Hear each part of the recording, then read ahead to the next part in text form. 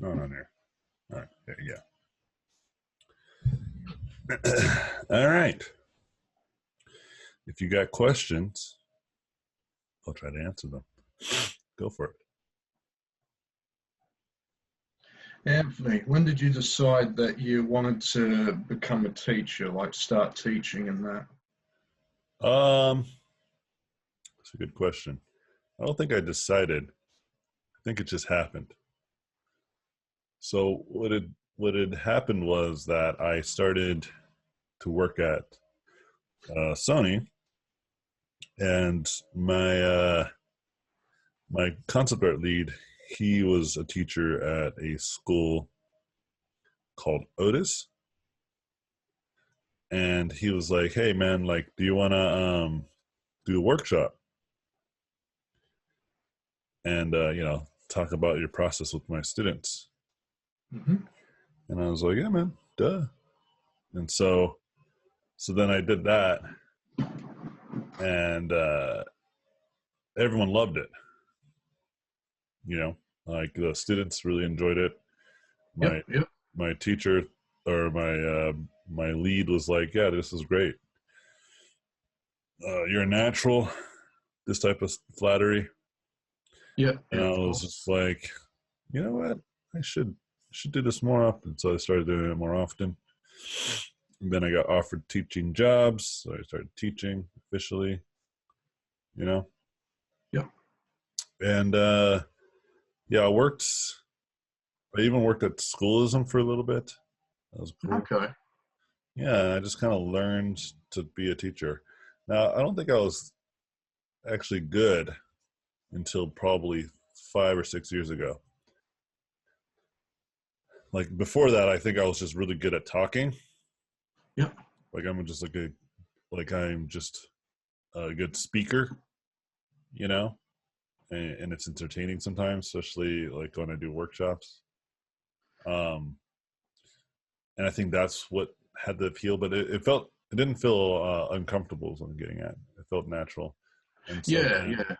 so then I just kind of pursued it. And as time went on, I realized what I was doing wrong as a teacher, what things I was saying that I don't think were helpful, or they just sound helpful, but in reality, they're not really that helpful.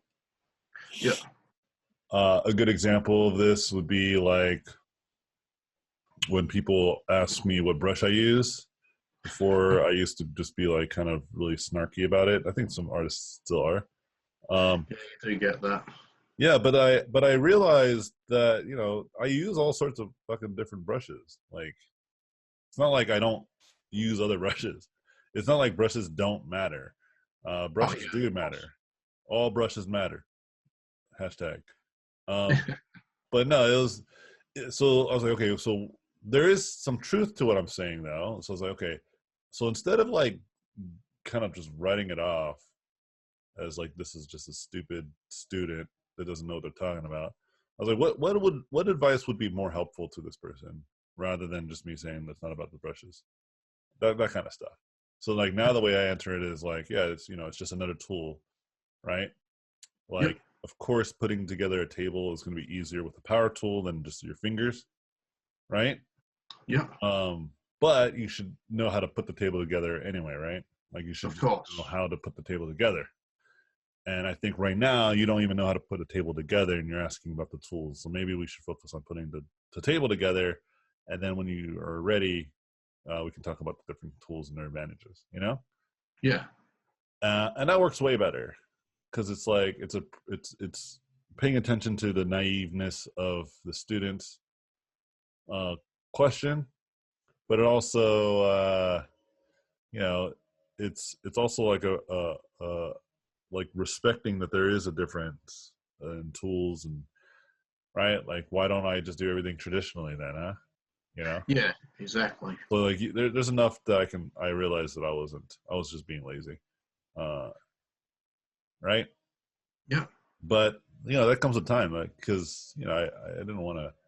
I want to help my students. I don't want to like make them feel like idiots. you know, Yeah. Of course. Of course. Everybody's at a different stage in their career, and they have different questions based off of that. Yeah. I still, like, from time to time, like, I'll see my buddy Jama do something and be like, "What brush you use?" You know, and it's like I still even do it still. So it's kind of, it was just disingenuous. But like I'm saying is, like, I just kind of fell into it, and like most things, um, once I kind of feel like it's something I like, I try to get really good at it. Of course. Yeah. That's the way to go. Yeah, and it's the thing that I definitely enjoy the most.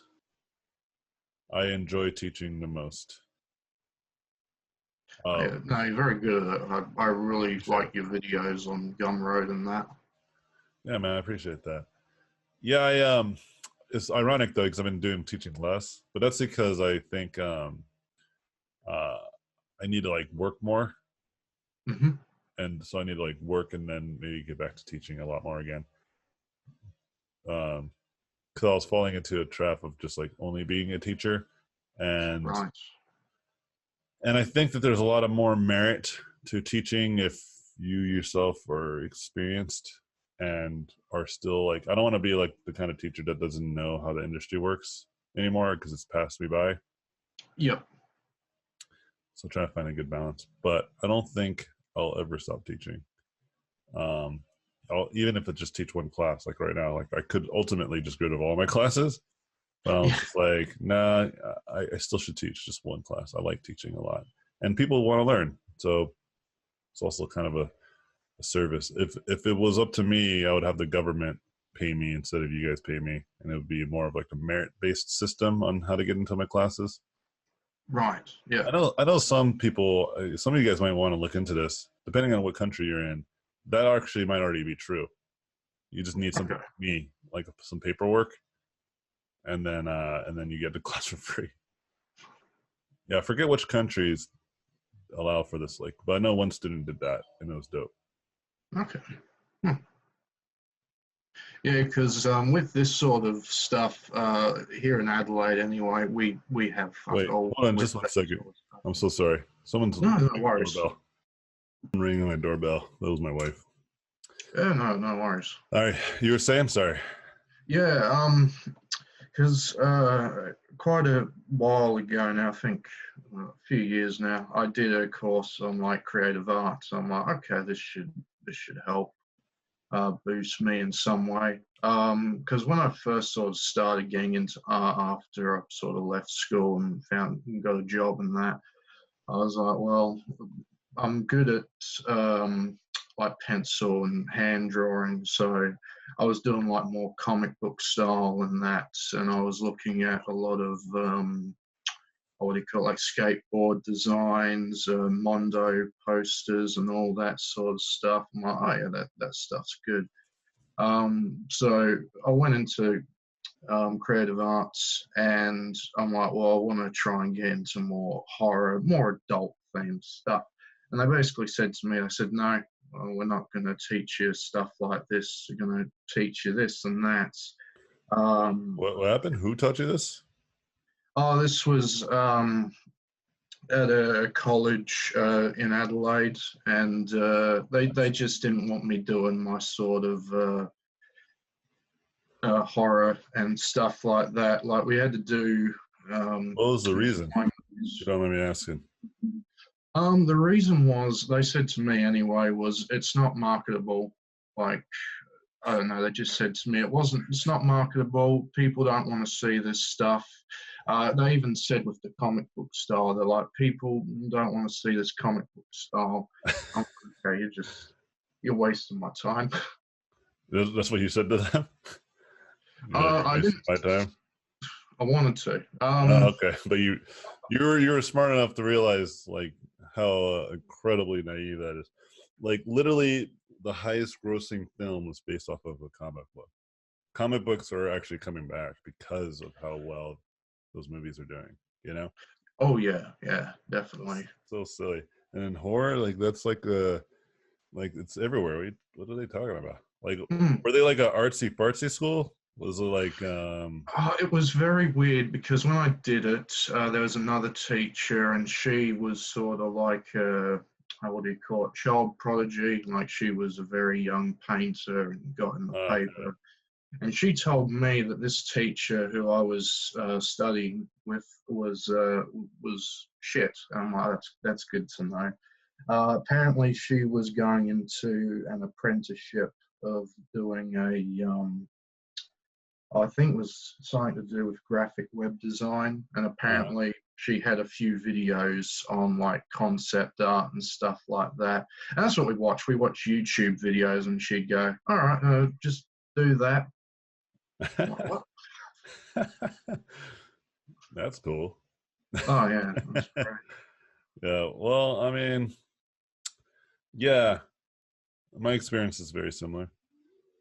Yeah, but no, I feel that there's a lot of people who have your story.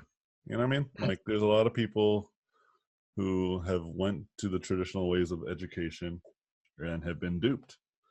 And Well, I'll kind of like lay out my thought on this, and then we'll open up for another question. Yeah. sure.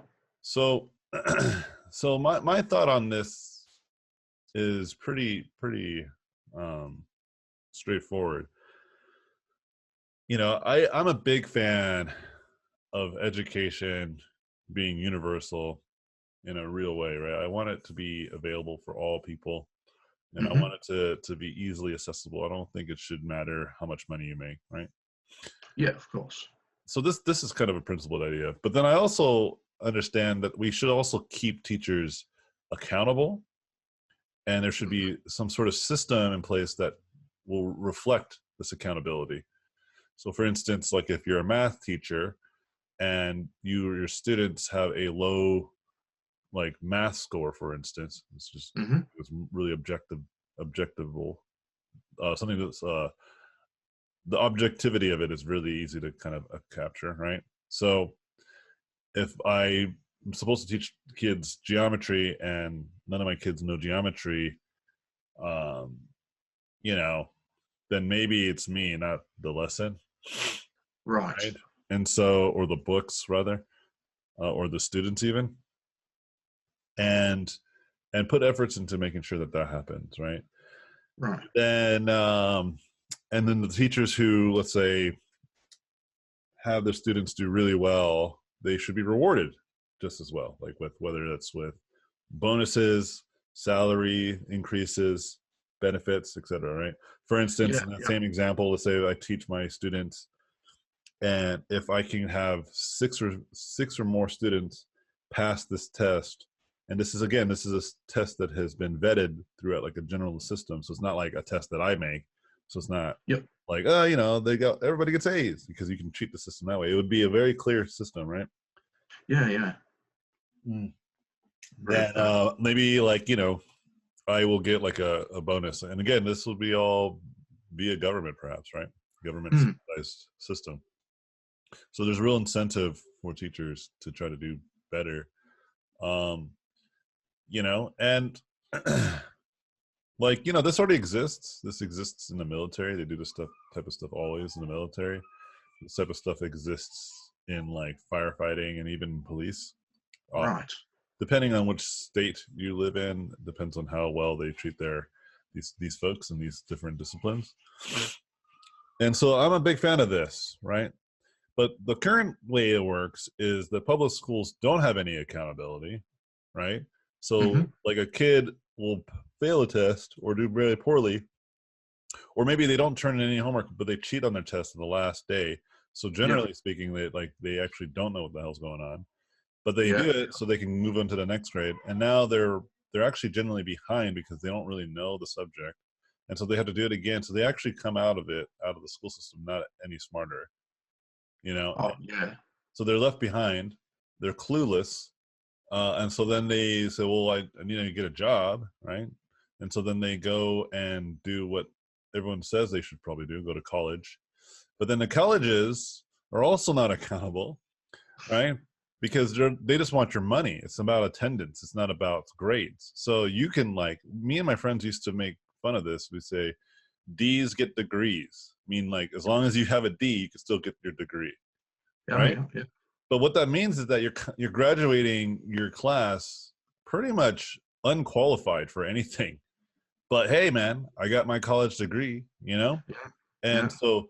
so the incentive in the public system is not there. They have too many systems that could be uh, uh, fucked up. And you know, a lot of teachers actually agree with this. They want better accountability. They want better benefits and all that stuff. You know, they want to have more resources so they can teach students better.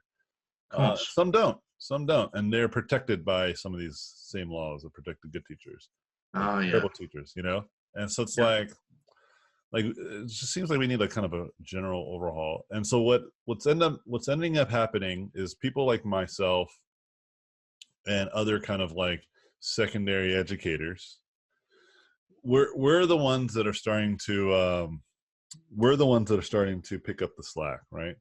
Because the money you guys pay to me goes directly to my pocket, which then goes directly to paying my bills, feeding my children, putting clothes on my back, you know. Yeah. So my incentive to teach you guys is very high. It's not an attendance thing, right? Because if it was only about attendance, then you guys would immediately start telling all your friends, "Oh yeah, fuck that guy," you know, and then my Yeah. business will fall Definitely. apart quickly, very quickly. But it doesn't happen that way, right? My incentives are clearly guided by making sure you guys get the best out of the class, that you guys enjoy Mm. it, you learn a lot, you come out of it feeling like you learn more than you did when you went to like a 4 year, right? Yeah, of course. And that's been pretty true for the most part, right? And so, but that's because it's like a localized thing. But again, the problem is I'm only one Anthony Jones, Yeah. right? It would be nice if the government could subsidize my classes. It would be nice if the government would have me train other instructors, maybe, you know, pay me for that time and that instruction, you know, Yep. so that we can make more teachers that are great. But nobody's doing that shit. You know, I got I got a little bit of it from China. Some Chinese company actually wants to kind of like bring me out and train their teachers. Oh yeah, nice. Yeah, they're not Americans though. Pull yourself by the bootstraps, right? And so like China's just like wrapping it up, dude. They're just like they're catching up real fast. And so it's just like it's all fucked up. And when you put money in the wrong, like when the money and incentive are not aligned, you need different systems. And it's just that's my whole feeling about this whole thing. And generally speaking, for many of you guys, I usually encourage, if you want to learn from somebody else, um, because there's plenty of great instructors. I'm not the only one that exists out there. There's a lot of them, but they all cost money. The best ones that I usually encourage are the kinds of people who you've heard them teach before, you've heard them talk about something before. It makes a lot of sense to you, right? And then on top of that, they are also clearly people that have qualities that you want to emulate, right? Whether they work in the industry Yeah. already or they can paint and draw really, really well, you know? Like, I think those are very important because when I went to school, a lot of the teachers, except for like maybe two, could not draw or paint really well. They were just teaching me how to not get a job because they couldn't get a job, right? So then they Yeah. back into the system to teach other people how not to get a job. And their insecurities and their flaws were manifested in like harsher critiques and misguided advice, you know. Oh yeah, And I definitely. think that's what happened with you. Like they're like, oh, you can't do that, it's not marketable. Well, that's probably because that guy sucks and he doesn't know how to get a job doing it, you know. I mean, it Yeah. seems mean, but it's just the truth, right? And that Oh, of person could course. get good if they wanted to, they just decided not to, and for whatever reason they're really aggro about this whole industry for no reason. Yeah, no, definitely. Because yeah, after that, I rang them up, said you're not treating this like an adult environment, so I'm not interested. And from then, for about I think 3 years now, I've been self-taught and just trying to make sure I get the good tutorials, not throwing myself under the bus. Cool, man. Well, good on you, dude. All right, Cheers. so we're gonna move on. Any other questions, friends? Or you can add something to that conversation if you like. But I do Uh, want to take on new questions as well. I have a question. Go for it, man. Do you have like any tips for applying to the jobs for character design, and what are the things that we need to know, like as junior character designers, like Yeah, sure, man. This is yeah. a great question. So I'm gonna have to pull out a little bit of diagram at AJ time. Hold on. So, so there's only really two things you can control. Okay, that's the quality of your work, and then the people that you know. Okay, these are really the only two things you can control. All right. And I want to kind of like explain this a little bit deeper, and then explain why applying for jobs, why certain strategies work and some don't. Okay, and how it's reflective on timing and all this good stuff. You know what I mean? So having quality work is an obvious one, right? Like if you have really good work, you should be working for good companies. Yeah. Like if you have the work that you guys follow on ArtStation, like some of these really good artists, you know what I mean? Yeah. Like they work because they're good. Okay. But how do they get their work? Well, that's where the second part comes into place, where it's about who you know. Okay. And that one's also obvious, right? Like if you know somebody who works at Bungie or like 343, you know, or like Blizzard or whatever, Riot, which by the way, you do know by knowing me. You know at least one person that knows all the people that work at all these places, right? At least most of them. And I have a lot of students in the past who work for some of these studios too. And so when you have like a good network and you have a lot of good work, all you really do is increase your opportunities, right? Let's say you have mediocre work and you have like one or two friends, so your opportunities is like 15%. You know what I mean? Like even if you apply, right, to a job, like the chances are very slim. You know what I mean? But let's say you have really, really, really, really, really good work, but again, you only know like one person. Okay, then your opportunities is maybe like 25%. It's still really low. And you might think, what? But I have like really good work. Well, it doesn't matter, right? Like if you're like on a desert island, you know, and you have like this masterpiece painting that's worth millions of dollars, but nobody knows where that island exists, you know, no, there's no routes to that island. You understand? What's the point of it? Does this make sense?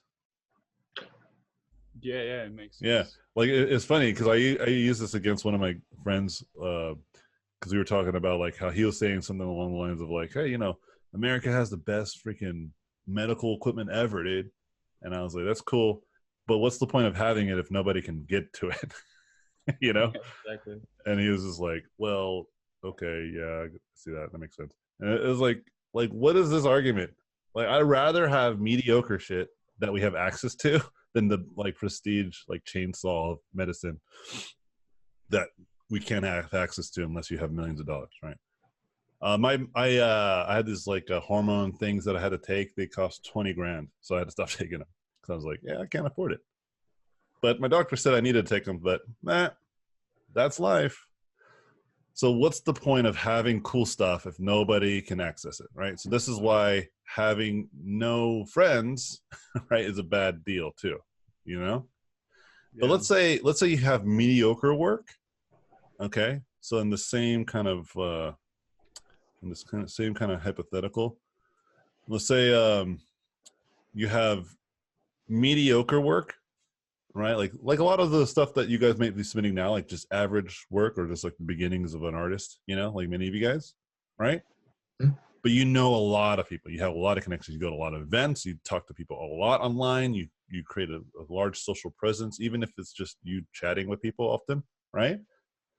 And like I said, you go to events as often as you can, as much as you can afford them, or the ones that are local, or you just go to like you do the art contests, you know, you do all the stuff, you do all the things, right? You post all the time on all these different facets, you know. Mm-hmm. Your chances are actually much higher, 50%.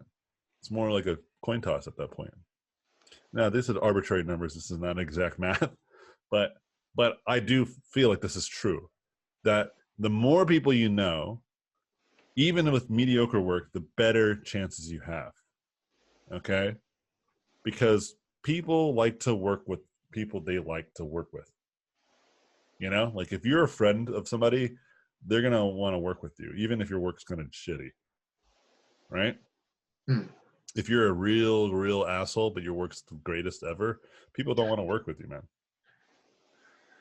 They'll find someone else. So there's going to be someone else that's pretty good, unless you're genuinely unique, like you have a style that is by far there is no matching it.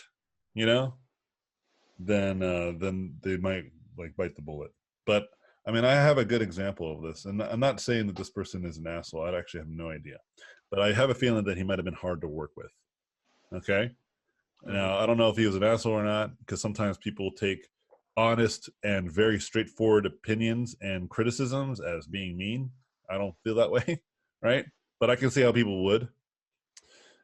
Is Alberto Miego, the guy who kind of spawned the style that you saw in the Spider-Verse, as well as Oh, the short yeah. The Witness, right? That was on Netflix. With the Love, Death, and Robots shorts. Like he Yep. did The Witness, he directed that entirely. That's kind of like him in without like any filter. That's like his aesthetic. It's just super overly sexualized and super graphic and colorful. It's great. I love it. But I have a feeling like he was going too hardcore, and they're like, "This is like a family movie. You can't like, you know." And he was like, "You guys are fucking containing my art." I have no idea. I'm just trying to imagine what it might have been like, right? Like he's like an artiste. You know what I mean? Yeah. And he's one of my favorites. And he's always been nice to me every time I talk to him. So that's what I'm saying. I have no idea whether he might have just been like freaking hard headed, you know? And ultimately they had to let him go, right? Or they just cut ways. I don't know why. I don't know the logistics. Maybe it wasn't that. Maybe he was being very reasonable, but they were just like, we're done with you. You know, that's very possible too, right? But if I had to put my money on it, I have my assumptions is that he might have been just like super like passionate, you know, to the point of like they couldn't work with the guy. But he is like one of the greatest, you know. So I might have just bit the bullet, you know, just like try to. I mean, like it's still like 80 to 90% like his style. So it's not like they were like completely abandoned his vision, you know.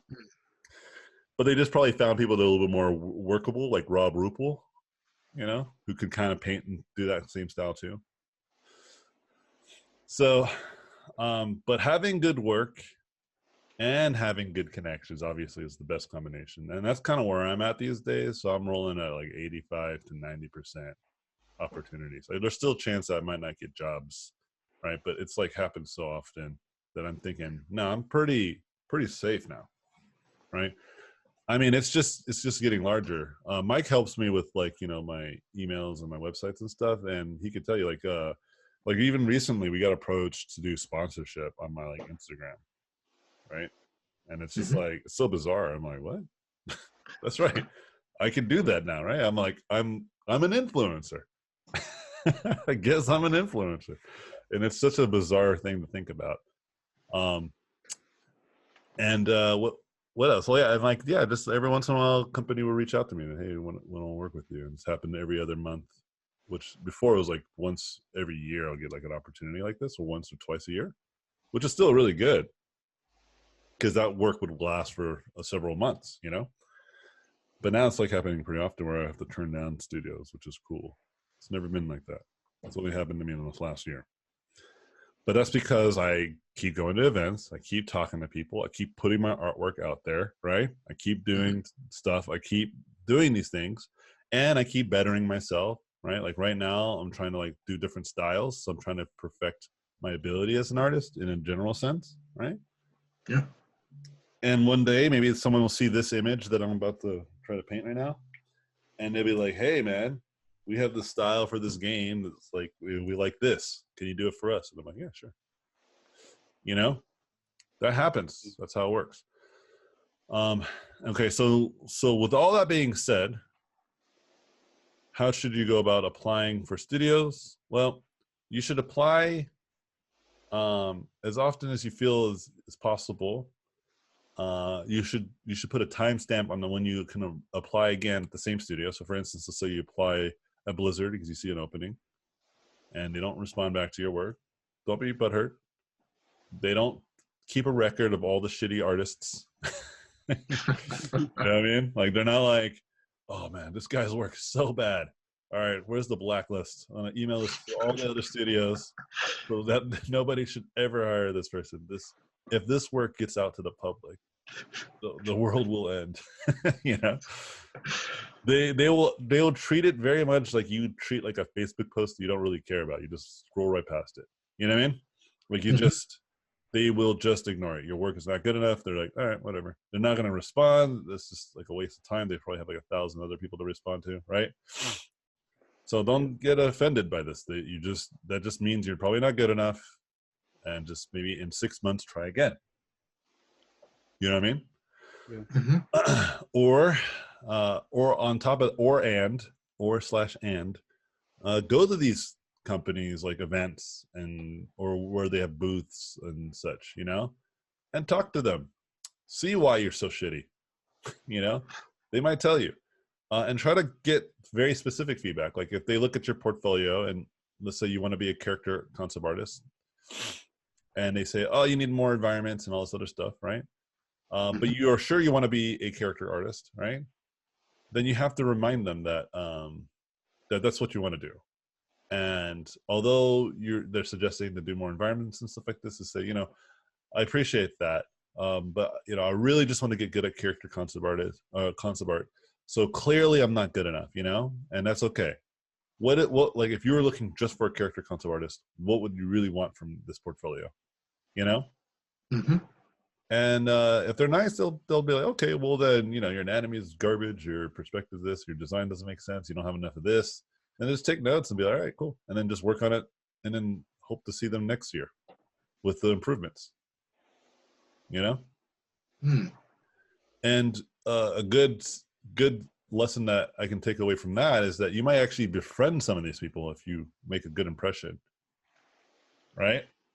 I remember I went to BlizzCon one of the first years I went to try to get actually a job. The first time I went to BlizzCon, I was a fan of Blizzard. I actually was not even looking to be a concept artist or anything like that. I had no concept of that. I went and it was so much fun. And then I went like the following year. At that time, I was actually going to art school and I realized that this is a career and I want to do it. So I went to BlizzCon. I met a guy named Kenny. Kenny was super nice. He looked at my portfolio. He told me how bad it was. And I remember even saying something along the lines of like, I remember joking. I might have said something like, he was like, yeah, you need to do this. You got to work on that and all this and this and that. And I was like, oh, so you're telling me I have to be a good artist. And then he was cracking up, right? And I was like, oh, I thought you guys hired bad artists. My bad. And then obviously I was sarcastic, right? He understood that. He were laughing. He's like, no, man, you're not that bad. Like, you just got to work on this and that, you know, and just try again next year, you know? And I was like, okay, yeah, thanks, man. I appreciate it. And so the next BlizzCon, I came back, right? And I don't think he recognized me immediately. But then I was like, hey, I'm going to try this time not to be a bad artist. And he's like, oh, yeah, hey, how you doing? You know, as I remember you, let's take a look. And this is about a year later, so I really tried. And he saw that. He saw, like, he was like, whoa. He said, you gotten way better, dude. And, like, I remember he used to, like, draw, like, real crappy ogres and stuff. Now I could look at this stuff. And I was like, yeah, man. Your advice of trying not to be a shitty artist really helped me out. And then he, you know, we had a good dialogue. And he's like, dude, let me give you my card. Like, keep in touch. Like, you're pretty close, dude. Like, just, like, let's talk after and let's just stay friends, you know? Sorry, I had to drink some of my smoothie. And long story short, you know, I ultimately started to work at Blizzard because I made a lot of friends through him. I used to go to, like, the parties that he would, like, they would host. And even to this day, I'm still good friends with that guy, you know? And when we went to GDC, he told me, he's like, yeah, come right in, man. Like, he had, like, a party for this new company he's working for. And they just brought us right in. And from there, you know, it's just like I think if I ever really needed a job, you know, especially now, because back then it was hard for me to get a job. Even Kenny couldn't pull the strings, right? But he tried. I remember he even tried. He's like, he put me through an art test. He did all this cool stuff. But ultimately, it wasn't up to him, right? But at least I got in the door. I had like executive push through all that, right? And I didn't have to like email like HR. Like just emailed him, and he put it right in front of the right people, right? Hmm. If I was only good enough at the time, I think I could have got those jobs, but I wasn't. I still ended up working at Blizzard just because of all the friends I made through him, you know? And ultimately, like I said, if I wanted to, I could probably go to Brazil right now and work with him in his new company he's working at, right? I know like 3 people that work there, and then when I met them in GDC, like all the artists knew who I was just from like the video tutorials from my art station, you know what I mean? Mm-hmm. And it was more like they were honored to be in my presence, right? I was the Kenny in this situation, if that makes sense, right? And I was like, wow, what a twist of events. But that's kind of my point, you know, is that like making friends, keeping your time and investment on just making real connections with people, that's the way to go. Like, don't focus on trying to getting a job. Like, just focus on trying to make friends, you know? And then ultimately, you will start getting a job, you know? If you make only getting a job your forefront, like people can smell that, right? And it feels real slimy. You know what I mean? Yeah. But if you're like there, like the example of me and Kenny's conversation, like obviously I wanted to work there, but like I didn't make it seem like it was a big deal if I couldn't, you know? Like I wasn't desperate, but honestly I was fucking super desperate. But you know, if you interacted with people in your life ever, you know that doesn't play well. You know, Yeah. hey man, give me a job, man. Give me that job, man. You know, I don't think that's gonna help your case. You know. Yeah, I always joke like, yeah, if you really don't want to work, just push people down a flight of stairs. Then you can truly be blacklisted. You know. All right, but yeah, but all the stuff that you hear online, like applying and talking to people, and all the stuff is true. It's just that the 2 things I talked about before are the things you should focus on most of the time. You know, like the quality of your work and the people that you make connections with. What about freelance and working in studios? Get out of here, woman. My wife's trying to get kisses from me. Trying to teach. Sorry, say it again. Freelance and what? And working directly in the studios. Oh, like what's the difference? Yeah, because I'm from Serbia. Like, if I apply to the company from America, would they be like interested? Let's say if Oh, I was you're like really, Serbian bastard. if I was like really good, would they like? Do they search for only Americans mostly, or Well, it okay, doesn't matter? so no, that's a great question. One of my greatest students and my favorite people too. Like he's a good friend of mine. Mulan, do you know Mulan or know of him? What's his name? Mulan. Here, let me find his art station. I'm not gonna even try to pronounce his last name. But I think you mean Milan Nikolic. yeah, Yeah, I know. yeah, I he don't used know. to be. Yeah, he used to be one of my first students. He took my class, I think, twice. Ah. This is the work he did for my class long time ago, right? Yeah, Yeah, 5 years ago. Dang, dude, classic. And now the student has surpassed the master. You know what I mean? yeah, He's like doing these short films and shit, dude. It's super cool. With his buddy Sava, I think. yeah. I don't know him, but they're both from Serbia, and I call them my Serbian bastards. Uh, So what Yeah, do you think and about let me just tell you, like, because he would say to me all the time, like, "Oh, I can't work, and this and that, and this and that, and Serbia, Serbia, Serbia," and I'm like, "All right, them? cool, man." And then he just got nothing but jobs all the time, and I'm like, "The hell are you talking about?" You know? And then he ultimately left and started his own studio. I think maybe in Serbia. I don't know. I don't know where he's at. But what is my point ultimately is that, yes, if from a different country, working for different countries, it's going to be a challenge. Absolutely. You know? I'm not going to deny that. That's obvious. You know, there's like all sorts of things like visas, you know, passports, like these types of things that I don't, as an American, have to worry nearly as much, right? Like I live in Irvine, you know, like I'm not gonna have to get a passport to just go work at Blizzard down the street, you know, like literally Blizzard is a 10-minute drive from where I live currently. Huh. You know, Riot Games is an hour drive from where I live currently. Well, on a good day, fucking LA traffic. You know? Yeah. EA is somewhere down here too. Activision, Square Enix, Konami. Well, I don't know. That Konami might have shut down. Konami's in bad shape, like specifically with their console games. I think their mobiles and their casino games are doing just fine though. Like I went to Vegas with my son, and he was just like, "What the?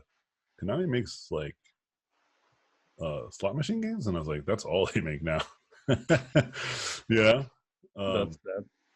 yeah, it's good money. I'm not mad at them. It Just is. like people just don't realize like, oh my god, Konami, they're fucking dead. Not really. Same thing with like EA. They're like, oh my god, EA, but like they make those sports games, and people pay out of the ass on the sports games, like all those microtransactions. That's the only reason why they put those microtransactions in their more hardcore games, is because they're just seeing if it works, and clearly it doesn't. People are really, really, really mad. But you see, my point is that like it's just hard, right? It's just hard to work for different studios in different places, unlike me, where it's like I live in a country, and not just a country, in a state that like a lot of these places are like I'm right next door to, you know. So I respect the challenges that you guys might have over me. Okay, but with that being said, we are living in a different age where you don't necessarily have to leave your country. You know, you can work freelance. You can potentially make your own studio, right? Um, these options are more likely than you think. Okay. But if you are genuinely super, super, super good, right? Incredibly good. A lot of these countries or a lot of these companies will go out of their way to try to get you to come over here. They will help you with your visas and such things, you know. But you got to be like one of those people that are like the Alberto Miegos, right? Who like clearly have like some sort of refined style that is like unmatched anywhere else. You know what I mean? And so like that's very challenging. That's not as realistic for many of you guys, right? Especially in the short term. But like understand that there are people that will like go out of their way, like, or I'm sorry, companies that will go out of their way to try to get you to work over there. You know what I mean? Yeah.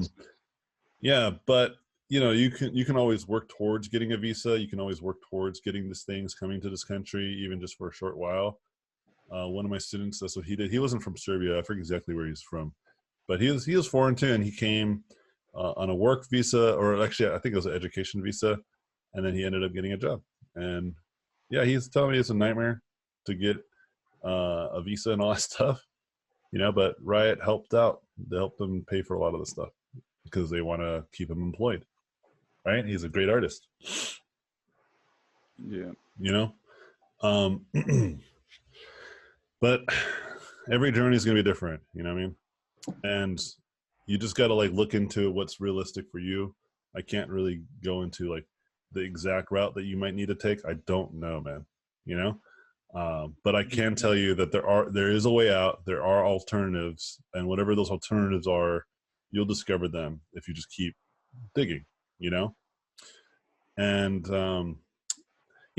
I've always thought it's so weird to like for countries to have such harsher restrictions when it comes to people coming to their country, right? So for instance, in our country we have a lot of that, and it's like kind of stupid. Recently it's gotten worse, so it's even doubly stupid, right? Like this whole idea of immigration lately has been a real problem. But like, I think it makes more sense, like for instance what's happened with some of my students who are coming from Korea. One student who, like Canadians too, is the same thing. The Canadians have a hard time leaving Canada, and that's how it should be. It should be hard to leave the country, not hard to get in, you know. And the reason why, because you might think, what, you want people to just come on in like no problems? Like, no, you obviously have to have a thing, but it shouldn't be like so fucking hard that like it takes years, you know, to like come for more than like a month, you know. It should take like maybe like a month or two. It should put some resistance, right? I think that's fair. But like, why should we have more people? Well, because if you have someone like you guys, like let's say, you know, you from Serbia, and you're a really good artist, and it's as easy as just like spending a month getting your visa, getting your passport. Maybe you have to pay like a $500 fee to do all that stuff, you know, processing and all that stuff, registration, application, right? It costs money. People have to do that paperwork and shit, right? Goes to the right channels. We approve. You have a 6 month, like lease basically, right? And I think this is kind of what happened in the past. Maybe this is why people are so pissed. But anyway, and then after 6 months, you have to register again, and that should also still be easy, right? You just have to prove that you're working, right? That's it. It doesn't even matter where you work. You work at like McDonald's. Who cares, all right? And that's it. Like to come in, it should be that easy. Because then when you come here, and let's say you work for Blizzard, let's say you end up working for these big studios, you make like $100,000. You're going to spend that money here. You're going to stimulate our economy, American economy, you know? And so now this shows why you don't want to let people leave, right? Because if people leave, then they're not going to spend money. Like my buddy John Paladora is moving to Korea. He's going to be making 6 figures, and he's going to be spending it there, right? And it's super easy for him to get out of here. It's like, no, man, it should be hard for him to leave our country, right? I don't want that to happen because I want him to be happy, but also I don't want him to leave too. Whatever. Torn. Right? But it should be, so that way it's a real challenge for him to leave our country to work for another country, but it isn't. Because our immigration policies are fucking ass backwards. Like I saw like one of my students try to get a job at Belgium, and it was the same stupid shit. They're like, oh, you gotta have a college degree. And he was like, what? Really? And the studio was like really wanted him. They're like, oh my God, no. You know, they're even like sending him links to like websites that are like, hey, you know, you want a diploma overnight? And he messaged me, he's like, I don't know about this. This seems like super shady, dude. So, it is super shady.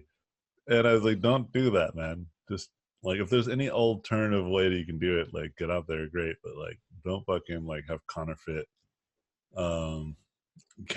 diploma, dude. You don't know how those Belgians are with that kind of shit. They might like imprison you forever. Yeah. But it sucked that like that was like a thing. They're like, we only want people who are educated. Apparently, you know. But as we talked about earlier, that's no definition of education there. There should be more criteria that can get you into a country, right? Like whether your capability of work, the amount of pay that you're potentially going to get, right? Because you're going to stimulate the economy. And so I'm totally like all about like just making it easier for everybody, right? I'm all about the globalized market. I'm a big fan of this type of stuff, right? I think the best person should take the best jobs, you know what I mean? And if that person happens to be in India, so be it. If that person happens to be in Serbia, nah, maybe not. Serbian bastards. Um, no, but you get what I'm saying. I'm just joking. Like, of course, like the best person should have the best jobs. I'm all about the merits. And it sucks that like there's these arbitrary barriers and borders that we've created in our human society, you know, to decide whether you're good enough or not. That adds to the fact. I mean, obviously, it costs money to fly people out and do all that stuff, but like some companies could afford just flying you out that one time, you know. But all the other costs on top of that, companies don't want to necessarily do. So you're just gonna have to do research. I generally say though, like freelance is available for most people these days. You know, a lot of like friends who are from these arbitrary countries that I've never heard of because I'm American. You know, they work freelance and they do just fine. You know, they work for large American studios. I worked with my buddy Adon once. I don't know where, I don't even have any clue where he's at. I think he's in Germany. I fucking have no idea. But we worked together on a commercial. It was cool. I worked with Wojciech, and I think he's in Poland on the shorts on Love, Death, and Robots. And I had no idea I was working with them. Yeah, man. No clue. I was Hey, working Anthony. with Hey, Anthony. Yeah, what's up, man? I have a quick question. Go for it. Kind of like in the same realm, but not in the same realm. So, Okay. so I know this, our class with you is for character design for concept. Recently, I kind of decided I want to try to move into doing storyboard art. And taking your class, I'm like, yeah, this is going to help me because learning how to do gestures or get an idea down quickly is kind of like it's actually really beneficial. And so have a question for when those studios, when you're working with them, have you ever how do the storyboard artists eventually get into doing like cinematics for the games or for movies, or do you know any storyboard artists like that you would recommend I like look up in? Yeah, so I don't really know enough about that to give you any substance based feedback. I don't know. I just don't know enough of that industry. Yeah. I have worked with a couple storyboard artists. When I was at Blizzard, I definitely worked with one. Tony, he was super dope. I just don't know like the start and beginning of that. Yeah. But, like the real details of that. But I would assume it's the same. Network and like having the portfolio and knowing the people, right? Right. I feel like that's still the same. You just gotta like for instance, you might want to go to events that are more driven by this. Like I think like CTN or even Lightbox, like animation type stuff, anime expo, even like places where you think storyboard people or people who are looking for storyboard artists would live. Yeah, like Lightbox. I know you're gonna be there. I know this dude called Sergio from Storyboard Art's gonna be there. And I'm like trying to like I'm on LinkedIn. I'm like typing in storyboard. I'm like whatever pops up. I'm just gonna look through all your profiles and see who you know. So the networking advice that you just gave is very true. I think it's true for almost all industries, especially nowadays, because I feel like everybody's like, yeah, this person, he's a dick. Don't work with him. And then they're like, yeah. Yeah, and totally. And next thing you start working with somebody. But also for some of you guys, I actually live in Germany. I'm from the States. My daughter, I have a daughter now. So like the freelance world is like where I want to be. So I definitely understand the visas. Getting the visa for Germany was actually interesting. Like you said, you're one student from Belgium had to have like a college degree. Like I got my bachelor's and my master's, and they're like, maybe we might give you a visa. And I was like lucky enough to get a 3-year visa. But if I didn't have it, they would have been like only 6-month visa. Like it's ridiculous. Yeah, man. I understand the struggles. Yeah, I mean, it's like you want to bring folks in, like generally.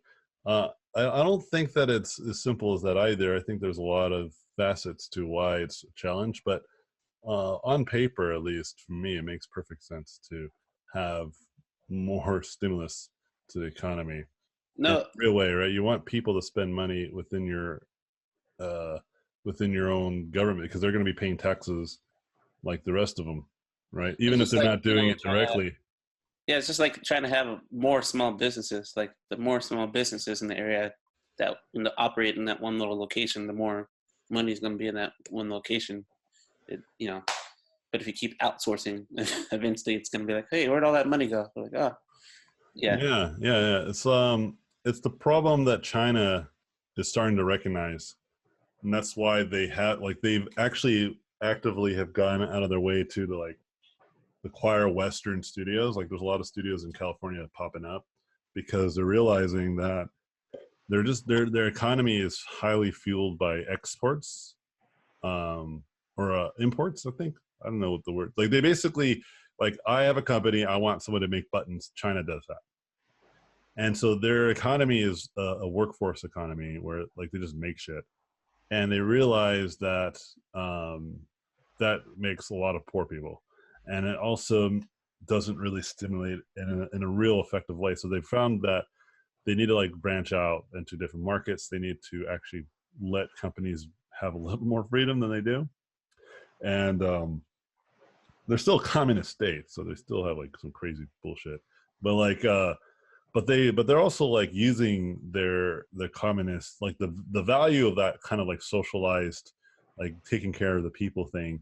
They're using it also in intelligent ways to potentially allow them to build stimulus for their people in a general sense. But yeah, most folks aren't aware of it as much as they are, because they just have like day-to-day lives are just like normal. They don't see any real hardships. It's not like North Korea. and so like Hong Kong though, on the other hand, they're like, no, fucking stay the fuck away from us. you know Yeah, and like a couple so, of my friends, they live over in China, and like I talked to them via WeChat, and like I didn't even know. Like, imagine living in California and you can't live in Santa Monica because you weren't born there. You could go work in Santa Monica, but you can't like, yeah, I live think in those Santa Monica. I think those barriers are breaking. Like Yeah, because my friends in my friends like, oh yeah, you can't live in Shanghai. I'm like, why can't you live in Shanghai? She's like, you have to be born in Shanghai. I was like, what? And they're like, yeah, like if you're American, say if you're a billionaire, you want to buy a territory in Shanghai, you can't do it. Yeah. Unless you're from that area. I was like, wow, that's ridiculous, but yeah. Yeah, it's just different cultures and different governmental structure. Yeah, like I'm sure they also look at us and think like we're fucking dummies, and like a lot of our lack of social programs. They're like, Yeah, true. yeah, really, you guys, you're doing that stupid shit, And so it's like a lot of the modern countries look at Americans' healthcare system as a complete joke. It's like, yeah, why aren't you taking care of your peoples? It's like, you don't get it, man. Don't tread on me. And so it's like, yeah, so it's like, in Japan they have like every culture has like a thing that nobody understands. Like in Japan, for instance, they have like those bathrooms that are just like miniature like video games, like everything is like so complex, and like the anime and TV shows that they watch, like their game shows are hilarious because they're so ridiculous. Like I saw one where like a lady walks into an elevator, and in the elevator's a trap door, and she falls down like this giant slide into yeah. It's just like only in Japan can get away with that. In America, that'll be like a lawsuit. Yeah, a lawsuit immediately. Yeah. Yeah, but anyway. Yeah, it's so that's what I'm getting at ultimately about like even back to the original question, storyboarding, and like I don't know it enough, but I think like networking, all that stuff is the same, and also adding on to like the cultural differences of where you're at, that also matters too. Like paying attention to where you're localized and what the laws are. Like look into that kind of stuff. I think in America though we do have like there is an expedited process for those who are exceptional. Yeah. Right? Like I have seen this happen from time to time, but I can't speak for every nation, because I have a friend who is from Canada, and she said it was a real challenge even, and she's like extraordinary. So I've also heard the opposite of that being true, so I don't know, man. You can just walk through Michigan and be like, I'm just going to take a 3-month vacation real quick. Yeah. I don't know enough about any of that stuff. Get out of America. Don't do that. Yeah, Yeah. I'm a military kid too, so traveling around the world has always been simple. And so Yeah. I've never experienced it except for one time when we went to Brazil just for a workshop. And apparently, like, to go to Brazil, you have to have a visa as an American. And I think it's out of spite. Like, Brazil's like, oh, you want us to have a visa to go to America? Well, then you Americans need a visa. You know, it's kind of like that. That's what Well, my buddy was explaining it to me. yeah, I just actually found out because from Florida, in 2021, Europe is actually requiring all Americans to have visas now. I think it's out of spite from Out of spite. Donald being in office, but yeah, like That's now great. Americans need visas to travel to Europe. I was like, what? I've never No, here. yeah, that's entirely stupid. But you know what? This is one of those things where it's like we kind of deserve it. Yeah. We're like fucking entitled babies, so I think we kind of need to get slapped across our face a little bit. I'm okay. Yeah, like now when your friends say that you went to Europe, they're like, oh, you actually have to get a visa. It's impressive. All right, I'll take one last question, friends, and then we'll call it a day. I'll send you out to the weekend. I have a question. Yeah, man, go for it. I don't really have a particular studio I would like to work for, because ultimately I would like to make my own thing. So, Cool, man. I think like freelance is the obvious choice here. So, could you maybe walk us through some of the, I don't know, some common practices for freelance artists, and I don't know, something beginner freelancers should know about, like contracts and stuff like that. American bastards. I just read that. Yes, of course. So one of the biggest things is self-accountability. I'm still working on that. It's still pretty hard. But like, a self-accountability is basically like you say you're going to submit a thing, you submit that thing the day that they asked for, or the day you said you're going to do it, right? So one thing that I do is I use a calendar, or like Google Calendars. That helps a lot. Because then my phone is attached to my calendar, so my phone will just pop off, I'll be like, brr, brr, get to work, bitch, and I'm like, oh yeah. But it's cool to do it that way too, because I used to do other stuff like lists and like schedule in my mind, which is probably the worst way to do it. But like, none of it, because there's always that opportunity of like getting distracted or forgetting that I had another thing going on, But when I put it all onto a calendar, you know what I mean? Then it's very unlikely for me to like forget about it and not do it either, because when it comes up, I'm like, oh yeah, I got to do it. Like, this is the time that I put aside for me to work on this. You know what I mean? That's really helpful, because when you work in a studio, like, that's very obvious, right? You're in an office, people are fucking watching you. Yeah. You don't have the comfort of your bed to just like lay down and take like a 2-hour nap, right? And so it's very obvious to be like productive, you have like a boss that comes and checks on you, you know what I mean? And you have the pressure of your peers like looking over you, watching Netflix for like 3 hours, like with nothing else on your machine. You have like dual monitors, but both monitors have like entertainment on them. Like, one has YouTube, the other one has Netflix. There's like no Photoshop open. You're just like completely not working. Like, there's nobody that can stop you from doing that when you're at freelance, So you have to do it by yourself. So like, teaching yourself to do that, however you can, and that it's reliable, do it. Like I said, I use a calendar. I use Google Calendars. I just say, from this time to this time, I'm going to work, and then my alarm goes off, and then like I try to schedule everything around my calendar, So like, when I have appointments, when I have like workshops, when I have my classes, even, I schedule around this type of stuff to the best of my ability, And then on top of that, managing your finances, being able to save money, right? That's a really big one.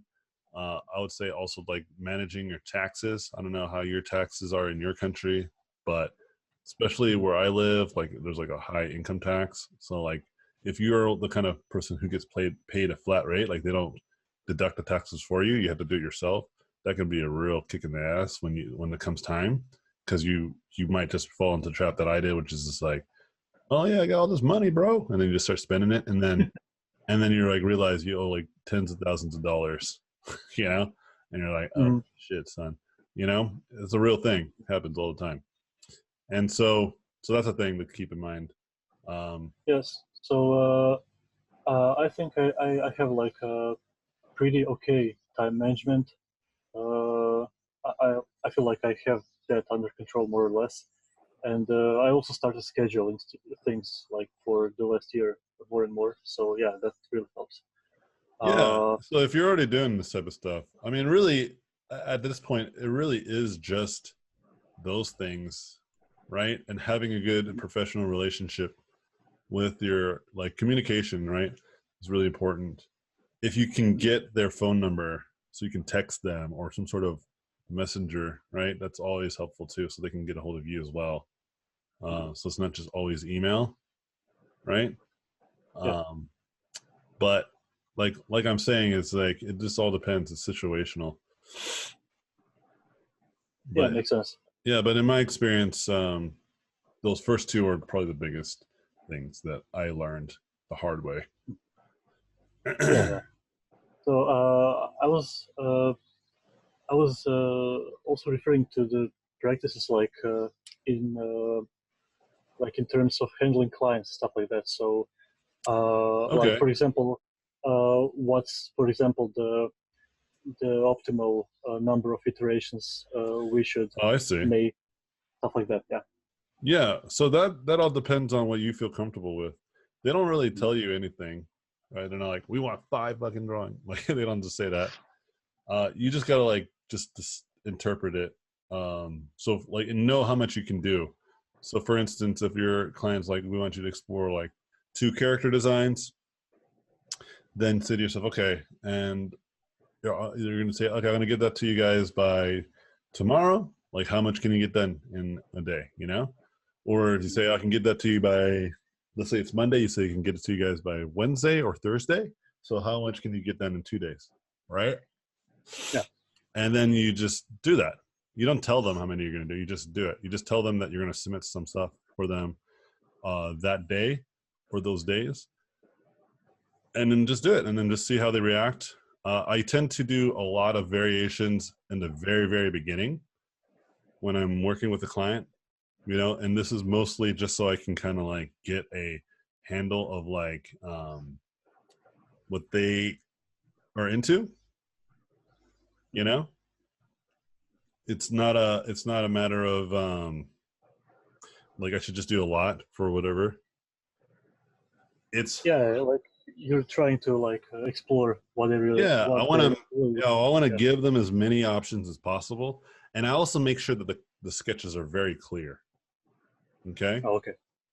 so that they don't get confused either about like what I'm capable of providing. You know what I mean? Yeah. Is this for the new So Cats movie? It is. How did you know? I'm inspired by that movie. Fan art. Yeah, but it all depends like on who you're working with. You'll get a good sense of it. For instance, when I was working for Blizzard, I would iterate quite a lot. But when I was working at Sony, or not Sony, when I was working at Method, which is like an advertising company, I iterated very little. You know, so it just depends on who you're working with, like the client. You know, oh, and oh, so okay. and you'll get a sense of this. One thing that I also will say is like if you have a hard time understanding their feedback, like if they give you feedback, you think you do what they said, and then they come back with like, nah, you're still not doing it, you suck. And then you should eventually just ask for visual reference to what they mean. You know, that's really helpful.